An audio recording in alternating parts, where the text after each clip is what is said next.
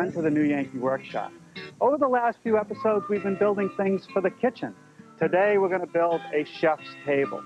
Just the right height for the chef to work comfortably at, and the right surface to work on.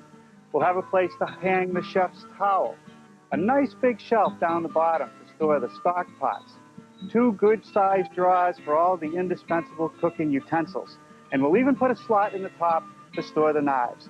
All of that and more next on the new Yankee workshop. The new Yankee workshop features the craftsmanship of Norm Abram and is made possible by... Now, it wouldn't be a proper chef's table without a maple butcher block top. I guess chefs like this for a work surface because it's easy on their knives.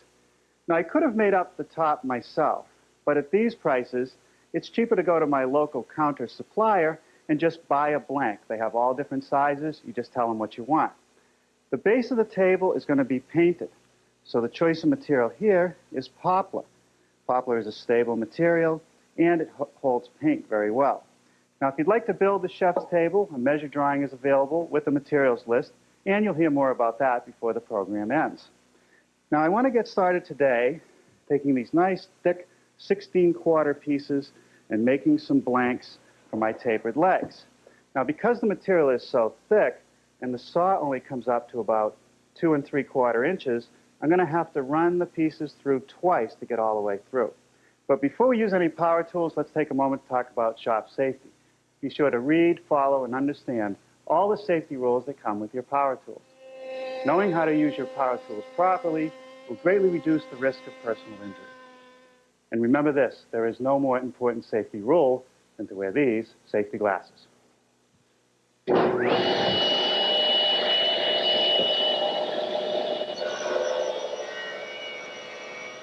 Whenever I work with rough sawn stock, I find that the pieces are often uneven and even twisted, and this is part of the sawing and the drying process. So to get a nice square blank, the first thing to do is to surface one edge on my joiner. With one surface nice and flat on all 4 pieces, I'm ready to go to the next step, which is to take this surface, put it up against the fence of the joiner, and joint this side, giving me a perfectly square corner. With 2 adjoining surfaces flat and perfectly square to one another, I can now place those surfaces against my rip fence and rip a blank that's a little bit bigger than what I need in the end, and I know that it'll be perfectly square. Okay, now the final machining step to the blanks is to make the 2 freshly sawn surfaces smooth. Now, because the cutter head in my surface planer is above the table, I want to make sure I keep the jointed surface on the table.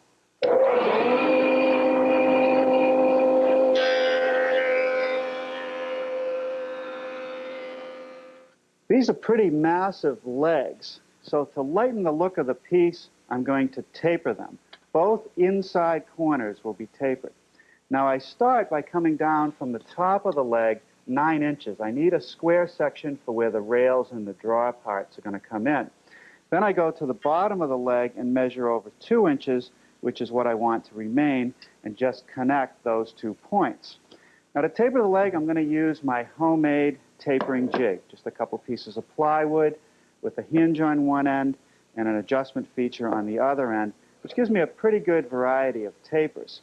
Now, to set up the taper, I'm going to put the jig against my rip fence and slide the blank so that it's right up against the stop. And then I'm going to take a rough measurement up here at the top edge of the taper. And that's about 5 6/5 strong. So then I come down here and swing the adjustment edge out to the same measurement, loosely lock it in place, double check it, maybe just a little bit more, and lock the whole assembly down. Now I slide the jig and the blank over to my saw blade and pull it back to where the taper is going to start, right to the leading edge of the saw blade. And I want to stay away from it about a 30-second. That'll give me some extra material to clean up at the joiner later. Lock it in. And as you can see, as I push this forward, I'll take off an increasingly wider wedge until I get to the bottom. Okay, now I'm going to take the whole assembly back, reset it against the rip fence, turn the leg a quarter turn, make sure it's up against the stop, and do the adjacent edge. Now I'll just clean up the tapered edge at my joiner. Now I'm beginning to form mortises in the tapered legs using my hollow chisel mortiser. I've set it up with a 1/2-inch chisel through which there is a 1/2-inch bit. Now the bit takes out most of the material and the chisel squares it up. There are several mortises needed. There are 2 at the bottom of the leg, 1 on each side, and they will receive the stretchers which will support the bottom shelf. Then up here at the top, there'll be another 1/2-inch wide mortise, which is going to be for the support rail of the drawers. And then around on the other side, I'm going to change to a 3/8-inch chisel and make this long mortise, which will receive the short rails. Now here I'm beginning to form the mortises for the draw support rail. I'm still using the 1/2-inch chisel. I simply move the fence back 1/4 of an inch and readjust the depth so that I go 1 inch into the leg. Although there's only one thing that this machine does, it does it very well. But there are different sized chisels. We've been using the 1/2-inch. We're now going to set up with the 3/8-inch. Now we're ready to make some mortises. Now I like to make my first plunge right at the bottom of my mortise line and then take about 3/4 the width of the chisel with each pass. Now if you start to get a lot of burning, it's time to send the chisel and bit out and get it sharpened. Now there are different rails going into these mortises. The support rail is square to the top, therefore it'll just have a 90-degree shoulder cut. But down here at the bottom, the stretchers, which are going to support the bottom shelf, have to be cut at an angle to match the taper of the legs. Now that angle is about 2.5 degrees, so I've set my miter box at 2.5 degrees, laid out the length of the stretchers, and now I can trim the end. The first step in forming the tenon is to make a shoulder cut. And because the ends are cut at an angle, I simply turn my miter gauge until the piece is flush against the fence. That'll allow me to make one cut. To make the other cut, I'll have to turn the miter gauge to the other side and run all the pieces through for a 1-inch long tenon. Now I've readjusted my miter gauge to 90 degrees to make the shoulder cuts on the upper rails. To complete the tenon, I'm using my tenoning jig. It has this clamp which holds the piece securely in a vertical position. There are adjustment features to this fence which allow me to move it in and out until I get the tenon just the right thickness. Now the most important thing is to keep this edge, particularly when we have a bevel cut like the one on these stretchers, tight to the table. The rails for the short end of the table fit into those 3/8-inch mortises that I made earlier. Just a piece of 3/4-inch stock. Now to form the tenon, I'm using my stacked dado head cutter with a sacrificial strip. I'll make a pass on each side, which will form part of the tenon. Then I'll move the fence to get the 1-inch length that I need and run it through again.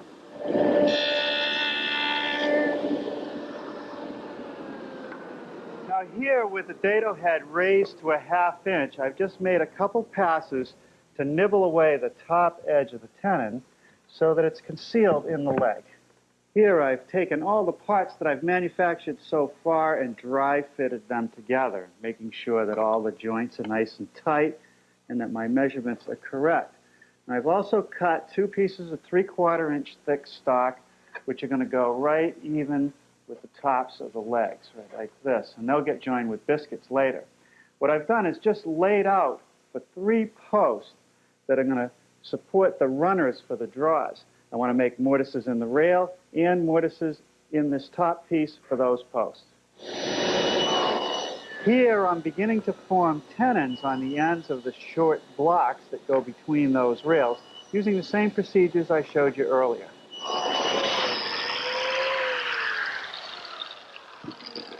The method of connection between the post or the leg and this top rail is simply a biscuit. That should be plenty to hold it together. I have to break this down before I glue it up, but I want to show you one more milling detail that I'm going to make. The corners of the legs are very sharp. They're going to get dinged and nicked very easily. So I think what I'm going to do is this double bead detail right down the outside corner, all the way from the top right down to the bottom. And I think that'll prevent some of the damage. I'm also going to do a single bead detail along the bottom of this rail and also along the bottom of the end rail.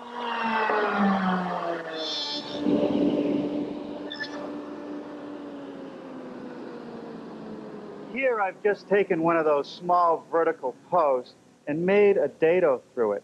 And you'll notice that I've attached a piece of plywood to my miter gauge because I'm working with such a short piece. Now these dados are going to receive hardwood runners which will support the draws. There are a lot of these parts that are easier to be sanded now than before the piece is assembled. Tomorrow is soon enough for the glue up.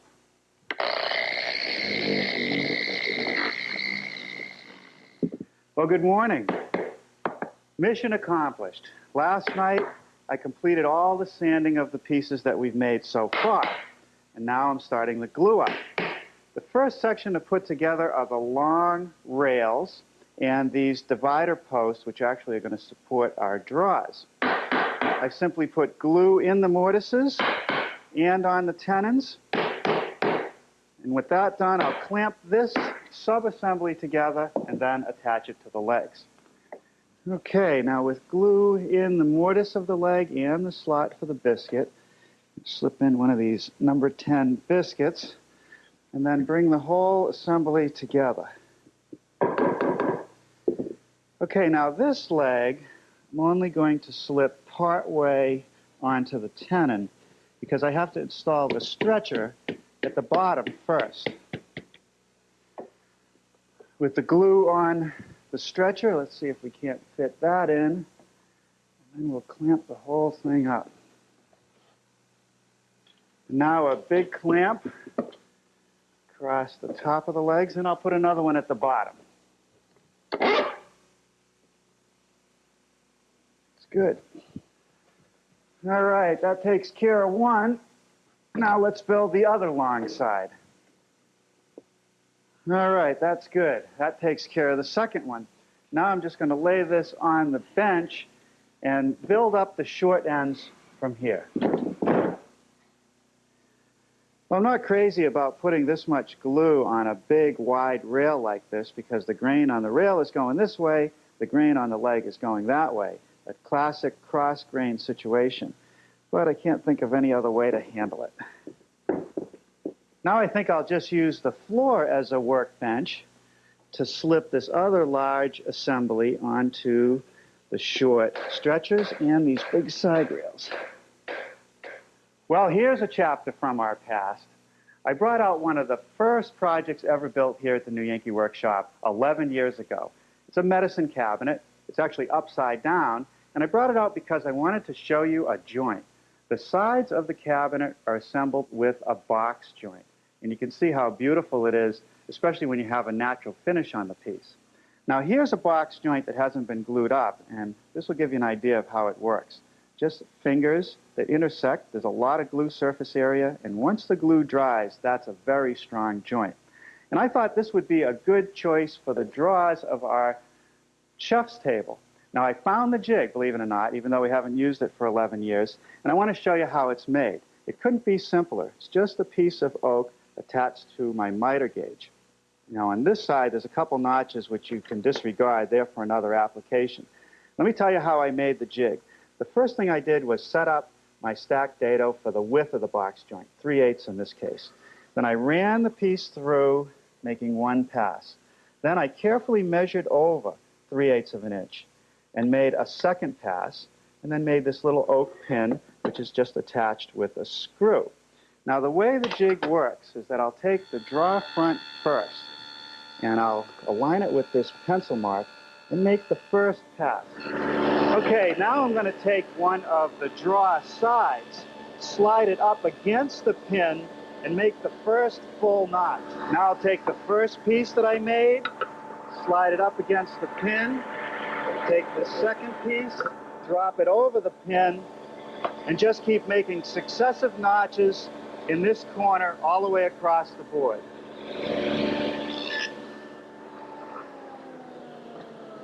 Okay, let's see how that goes together. That's good. The next thing to do is to make a groove in the side pieces to receive the 1/4-inch plywood bottom. Now, I don't want that groove to go all the way through because it'll ruin my box joints. So I've set up a 1/4-inch bit at my router table, and I've transferred a couple lines back, a 1/4-inch behind the bit, a 1/4-inch in front of the bit. What I want to do is plunge the piece down right at the front line, run it through, and remove it when I get to the back line. Now for the assembly, I just put a nice thin coat of glue in between all these fingers. You don't need too much. And then just slip the pieces together, like so. Okay, now just stand it up and slip in the plywood bottom. Then I'll be able to glue up the remaining fingers and attach the other side. Guess that does it for the glue. Let's put this end on. Okay, now I can clamp it up. Now I'm ready to start working on the bottom shelf. It's going to be made up of some 7/16" thick boards, just butt jointed together, no tongue and groove. Now I don't want it to look like a monolithic piece, I want it to look like individual boards. So to accentuate that, I'm just going to knock the corners off of these boards, just a slight bevel. And the easiest way to do that is to use my joiner, which I've tipped the fence to 45 degrees. I'll run one edge through, then the other. Now I'm going to start putting the boards on the base at each end of the table and work my way to the middle. The end boards need to be notched out to fit around this leg. And the best way to make the cut is over at the bandsaw. Okay, now I just slide the piece in around the legs and nail it into the stretchers with some 1-inch brads.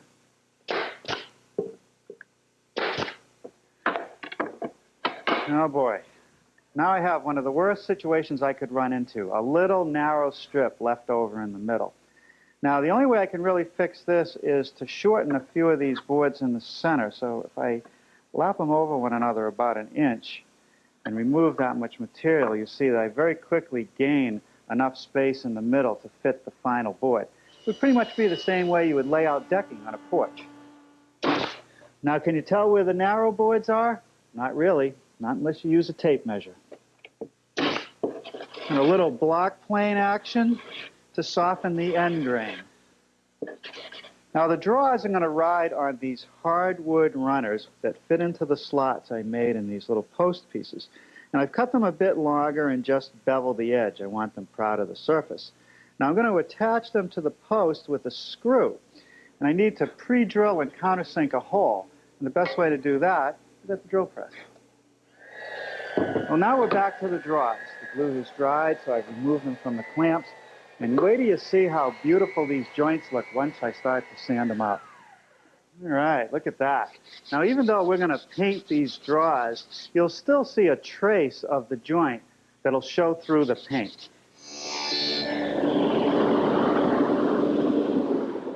Okay, what I've done here is made a groove in each side of my drawer.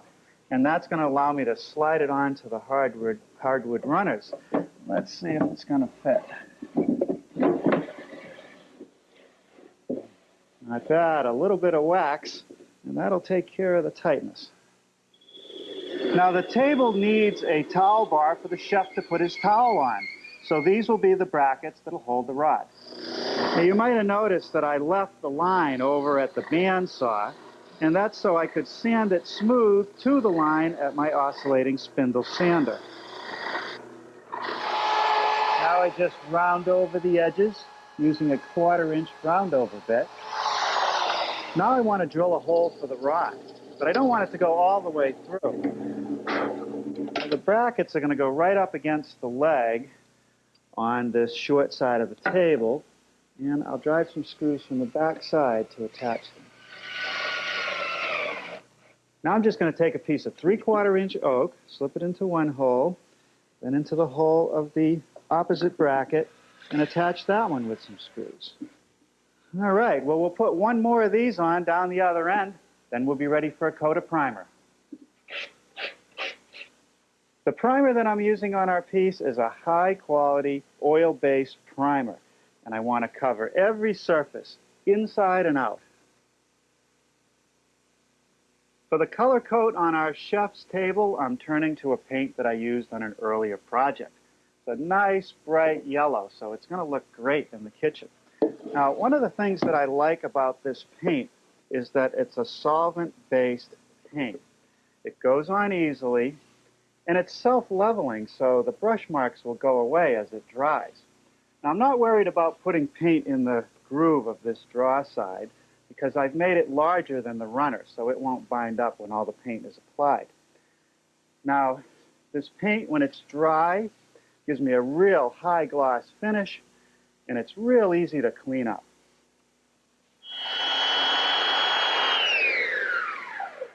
While the paint dries, I want to take care of a few more details on the butcher block top. I want to provide a place to store the chef's knives. So I've laid out a center line, and I'm going to cut 3 6-inch slots, leaving some wood between to keep strength in the top. Now I'm going to clamp this straight edge on. I've made some marks from the center line to the edge of the straight edge, which is the same distance as from the edge of my router to the center of this 1/4 inch bit, which I'll use to cut the slot. Now it's going to take a few passes to get all the way through this 1.5-inch butcher block. Well, I think I'll try a couple of the knives. That's going to work well. Now I'm going to go back to my belt sander and knock off these corners. And the key here is to keep the sander flat to the edge. Now there's one more routing operation here, and that's to round over the edges, both at the top and the bottom. And I'm simply using a 1/4 inch radius round over bit. Yeah, one more thing. Friend of the show made us a branding iron, which is actually our logo. So now every time I build a piece, I want to mark it. Well, there you have it, one chef's table. Now I'm putting a little bit of oil on this butcher block top. I'm using mineral oil because it's non-toxic and it won't go rancid. Now this was a really nice project. That just about takes care of all the woodworking and finish. Now maybe 2 or 3 years of cooking lessons from my friend Julia Child, and I'll feel qualified to use this table. Let me show you what we're going to build next time.